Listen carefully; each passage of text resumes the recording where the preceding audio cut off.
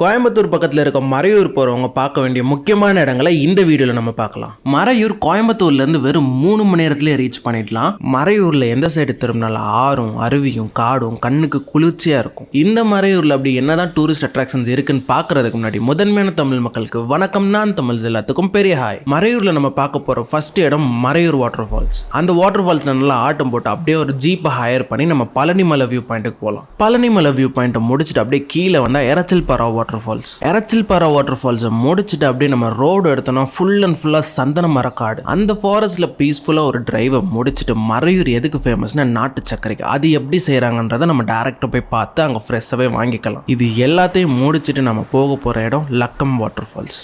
இப்போ நான் மென்ஷன் பண்ண இடங்கள்லாம் ஃபேமிலி ஃப்ரெண்ட்ஸ் எல்லாம் எந்த வித பயம் இல்லாமல் போகலாம்.